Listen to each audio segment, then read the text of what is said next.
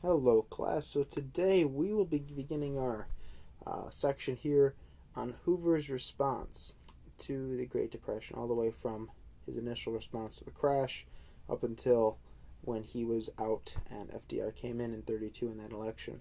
So, President Hoover, he was unprepared for the scope of the Depression crisis, and his limited response did not begin to help the millions of Americans in need. The steps he took were very much in keeping with his philosophy of limited government, a philosophy that many had shared with him until the upheavals of the Great Depression had made it clear that a more direct government response was required. But Hoover was stubborn in his refusal to give out, as he saw them, handouts, as he saw direct government aid as being detrimental to the fabric that made up America.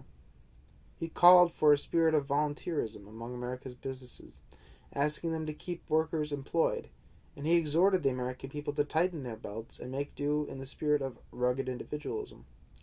While Hoover's philosophy and his appeal to the country were very much in keeping with his character, it was not enough to keep the economy from plummeting further into economic chaos. The steps Hoover did ultimately take were too little and too late. He created programs for putting people back to work and helping beleaguered local and state charities with aid. But the programs were small in scale and highly specific as to who could benefit, and they only touched a small percentage of those in need. As the situation worsened, the public grew increasingly unhappy with Hoover. He left office, in fact, with one of the lowest approval ratings of any president in history. Now, his initial reaction to the crash. His immediate reaction in the aftermath of Black Tuesday, Hoover sought to reassure Americans that all was well. Reading his words after the fact, it is easy to find fault. In 1929, he said, "Any lack of confidence in the economic future or the strength of business in the United States is foolish." In 1930, he stated, "The worst is behind us." And in 1931, he pledged federal aid should he ever witness starvation in the country. But as of that date, he had yet to see such need in America, despite the very real evidence that children and the elderly were starving to death. Yet Hoover was neither intentionally blind nor unsympathetic. He simply held fast to a belief system that did not change as the realities of the Great Depression set in. Hoover believed strongly in the ethos of American individualism, that hard work brought its own rewards. His life story testified to that belief. Hoover was born into poverty, made his way through a college at Stanford University, and eventually made his fortune as an engineer. This experience, as well as his extensive travels in China and throughout Europe, shaped his fundamental conviction that the very existence of American civilization depended upon the moral fiber of its citizens, as evidenced by their ability to overcome all hardships through individual effort and resolve. The idea of government handouts to Americans was repellent to him. Whereas Europeans might need assistance, such as his hunger relief work in Belgium during and after World War I, he believed the American character to be different. In 1931, he gave a radio address in which he stated, "The spread of government destroys initiative and thus destroys character." Likewise, Hoover was not completely unaware of the potential harm that wild stock speculation might create if left unchecked. As Secretary of Commerce, Hoover often warned President Coolidge of the dangers that such speculation endured. In the weeks before his inauguration, he offered many interviews to newspapers and magazines, urging Americans to curtail their rampant stock investments, and even encouraged the Federal Reserve to raise the discount rate to make it more costly for local banks to lend money to potential speculators. However, fearful of creating a panic, Hoover never issued a stern warning to discourage Americans from such investments. Neither Hoover nor any other politician of that day ever gave serious thought to outright government regulation of the stock market. This was even true in his personal choices, as Hoover often lamented poor stock advice he had once offered to a friend. When the stock nosedived, he bought the shares from his friend to assure his guilt, vowing never again to advise anyone on matters of investment. And in keeping with these principles, Hoover's response to the crash focused on two very common American traditions. He asked individuals to tighten their belts and work harder, and he asked the business community to voluntarily help sustain the economy by retaining workers and continuing production. He immediately summoned a conference of leading industrialists to meet in Washington, D.C., urging them to maintain their current wages while America rode out this brief economic panic. The crash, he assured business leaders, was not part of a greater economic downturn, and they had nothing to worry about.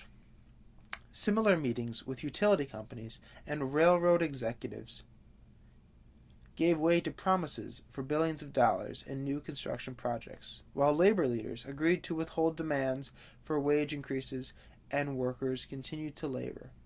Hoover also persuaded Congress to pass a $160 million tax cut to bolster American incomes, leading many to conclude that the president was doing all he could to stem the tide of the panic. In April 1930, the New York Times editorial board concluded that no one in his place could have done more. However, these modest steps were not enough. By late 1931, when it became clear that the economy would not improve on its own, Hoover recognized the need for some government intervention. He created the President's Emergency Committee for Employment, or the PECE, which was later renamed the President's Organization of Unemployment Relief, or POR. In keeping with Hoover's distaste of what he viewed as handouts, this organization did not provide federal relief to people in need. Instead, it assisted state and private relief agencies such as the Red Cross, Salvation Army, YMCA, and the Community Chest. Hoover also strongly urged people of means to donate funds to help the poor, and he himself gave significant private donations to worthy causes. But these private efforts could not alleviate the widespread effects of poverty. Congress pushed for a more direct government response to the hardship. In 1930 through 31, it attempted to pass a $60 million bill to provide relief to drought victims by allowing them to access food, fertilizer, and animal feed. Hoover stood fast in his refusal to provide food, resisting any element of direct relief. The final bill of $47 million provided for everything except food, but did not come close to adequately addressing the crisis. Again, in 1931, Congress proposed the Federal Emergency Relief Bill, which would have provided $375 million to states to help provide food, clothing, and shelter to the homeless.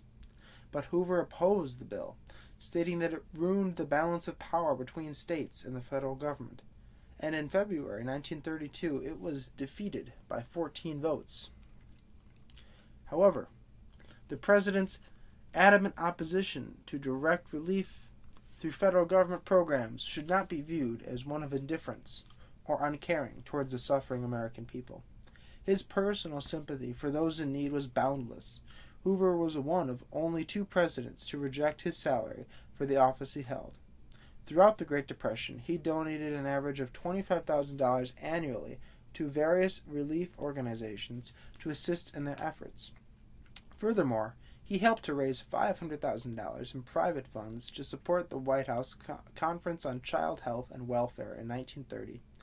Rather than indifference and heartlessness, Hoover's steadfast adherence to a philosophy of individualism as the path toward long-term American recovery explained many of his policy decisions. A voluntary deed, as he called it, is infinitely more precious to our nation's ideals and spirit than 1,000-fold poured from the treasury. As conditions worsened, however, Hoover eventually relaxed his opposition to federal relief and formed the Reconstruction Finance Corporation, or RFC, in 1932, in part because it was an election year and Hoover hoped to keep his office. Although not a form of direct relief to the American people, in greatest need, the RFC was much larger in scope than any preceding effort, setting aside $2 billion in taxpayer money to rescue banks, credit unions, and insurance companies. The goal was to boost confidence in the nation's financial institutions by ensuring that they were on solid footing. This model was flawed on a number of levels. First, the program only lent money to banks with sufficient collateral, which meant that most of the aid went to large banks. In fact, of the first $61 million loaned, $41 million went to just 3 banks.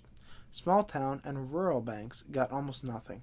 Furthermore, at this time, confidence in financial institutions was not the primary concern of most Americans. They needed food and jobs. Many had no money to put in the banks, no matter how confident they were that the banks were safe. Hoover's other attempt at federal assistance also occurred in 1932, when he endorsed a bill by Senator Robert Wagner of New York. This was the Emergency Relief and Construction Act. This act authorized the RFC to expand beyond loans to financial institutions and allotted $1.5 billion to states and to fund local public works projects. This program failed to deliver the kind of help needed, however, as Hoover severely limited the types of projects it could fund to those that were ultimately self-paying, such as toll bridges and public housing, and those that required skilled workers. Well-intended, these programs maintained the status quo, and there was no direct federal relief to the individuals who so desperately needed it. Now, the public reaction to Hoover and his initiatives. Hoover's steadfast resistance to government aid cost him in the re-election, and placed him squarely at the forefront of most unpopular presidents, according to public opinion.